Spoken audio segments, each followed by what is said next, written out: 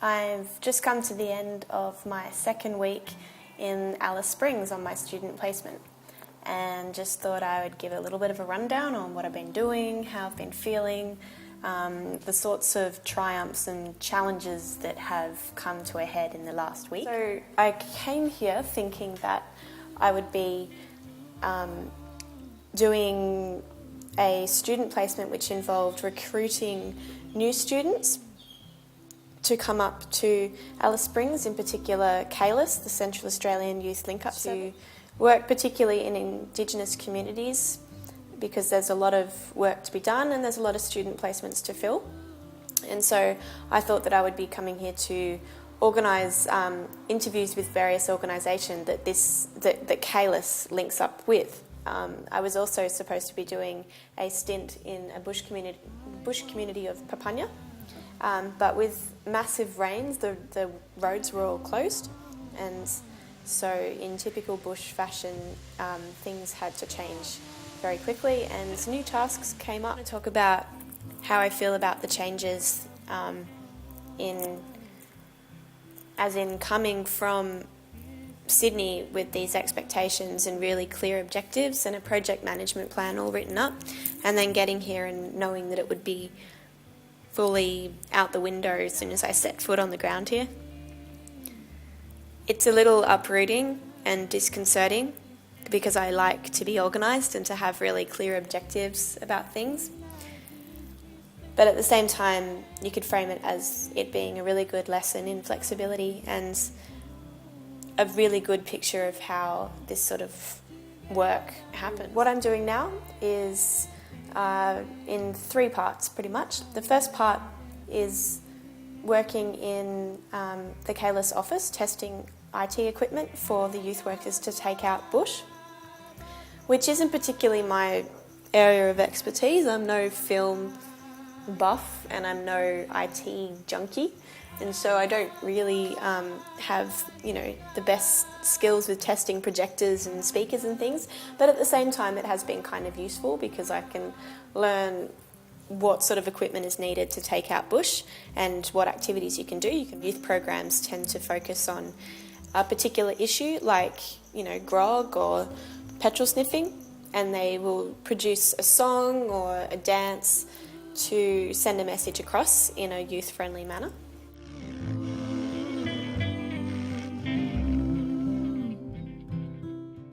Secondly, I'm working in an Aboriginal town camp called Hidden Valley, which lies on sacred land on the outskirts of Alice Springs at the foot of the McDonald Ranges.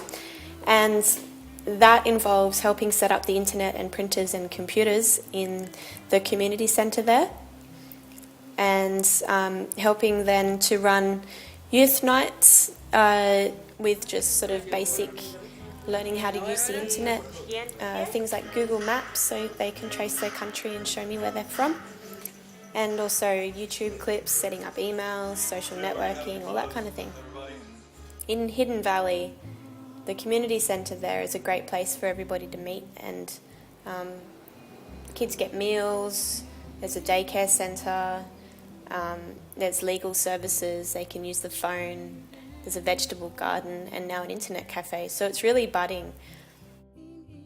The last part of my student placement is to do with interviewing youth workers and asking about what sort of youth work they've been involved in, what they expected, what kind of training and preparation they had before they came, little do's and don'ts, cultural no-nos and yes-yeses, and some of the highlights and challenges.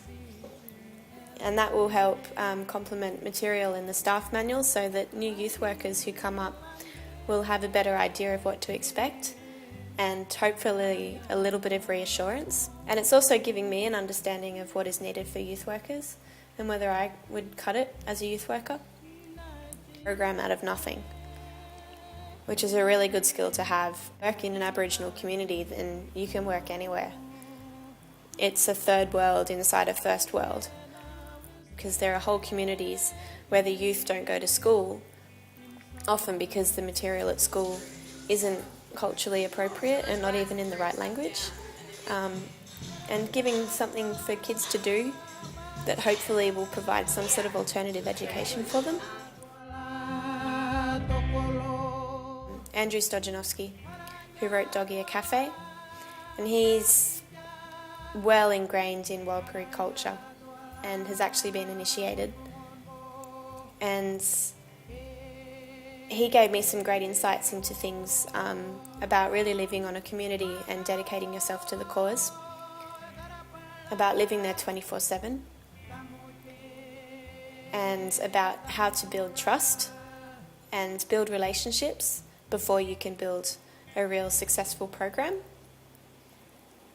One of the interesting things he talked about was humbug, which is the idea of sharing your demands and obligations.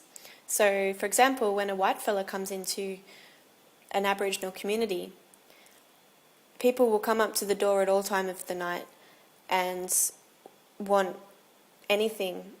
It might seem like you're just an endless well of energy and resources, and yeah, you will get depleted eventually, but in the end that creates an equitable community.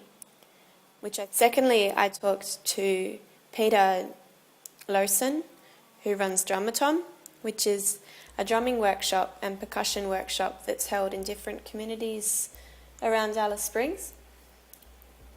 And he showed me how well you can turn a simple activity of just drumming in a group into a lot of life skills. They've gone into state and won prizes, and even learning how to manage that money. I also interviewed Kaysley, who works at the Hidden Valley Community Centre, and he talked a lot about commitment to youth work in the town camp situation. Lastly, I've interviewed Tashka, who's a youth with a lot of zest and energy, and she's at the moment in Ilperla outstation for kids who've gone off track, and her specialty is making films and music, and right now they're doing a film building on the skills of the kids, which might include rapping and music and somersaults and whatever they like to do. Keep it in my heart, keep it in my heart, keep it in my heart. All of the future, all of the future. Keep it in my heart, keep it in my heart, keep it in my heart, keep it in my heart. A bit of a wake-up call, because you tend to romanticise a lot of Aboriginal culture, and I just assumed that coming out here, and especially going up into the bush communities, that I would be able to sit down and watch a ceremonial dance, and to sit down and be told all about these stories from the elders.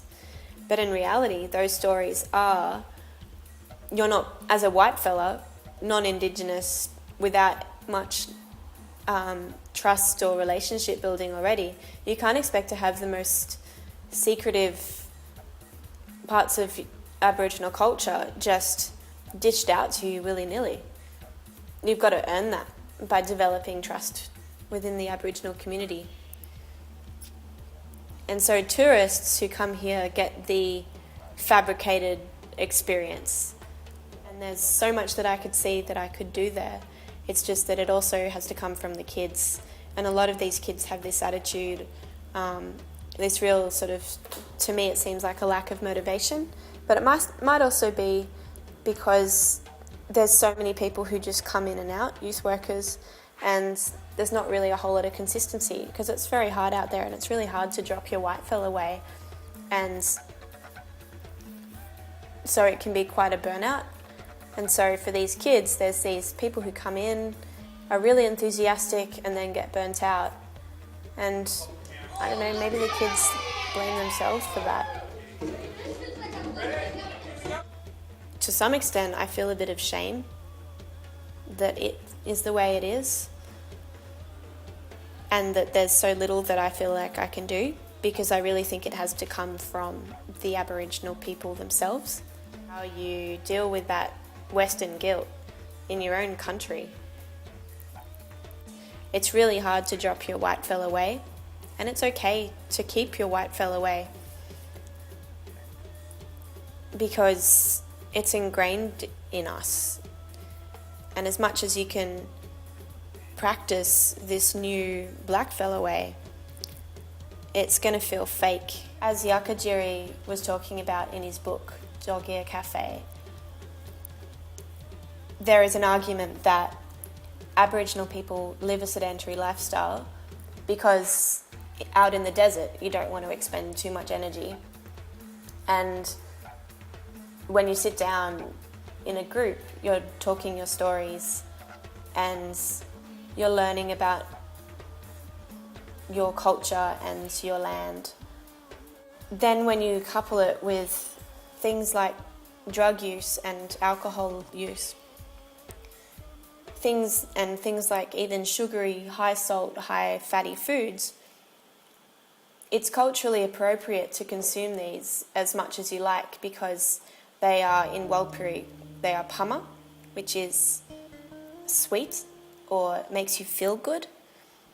And when it's culturally appropriate to eat these sorts of foods and to live a sedentary lifestyle, then you've got a perfect recipe for heart disease, diabetes, etc.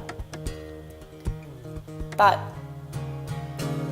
to what extent can you justify that as it being okay when there's also a universal right to health and healthcare, but also to cultural expression? There's this huge divide in people who want to be really politically correct, but then there's the other side who will say, well, as with any health initiative or whatever, you focus on the target group and you put your resources there so that you can implement the most effective programs to the people who need it most. The kids that are there are as young as 12 years old, and some of them were telling us their stories where they've really modelled a lot of the abusive behaviour of their parents. But yet, and you know, they've stolen, they've been on drugs, they practically take pride in fighting and bashing as a way of, relieving boredom a lot of the time. Get off me, Rainbow Girl. I need some grog in my system. As you keep drinking, you'll end up alone, Rainbow Boy. Alice Springs, as a place to hang out, has been pretty cool if you can get involved in the right crowd. I've done everything from roller derby to attending theatre performances and going to people's houses, getting in with like a vegan hippie kind of crowd. It seems like Alice, there's a lot of people who have come from the East Coast especially, with a van packed full of stuff, not really knowing where they're going to go or end up, and just fallen in love with Alice and staying. It's a real romanticised lifestyle. Hanging with my groupies, the back of the troopy, going out bushway, doing it our way. There's a lot of people who go out bush, a lot of youth workers, a lot of community workers. It takes a certain person to try and affect that change. Someone with a lot of flexibility, a lot of commitment, and a lot of fun. And I've found that people who are born and bred in Alice tend to have that sense of real just fun and flexibility. Whereas for me, when I'm with kids, I want to make youth programs that are heaps of fun, but at the same time I want them to have some sort of educational objective. And it's really hard sometimes to drop that white fellow way of thinking.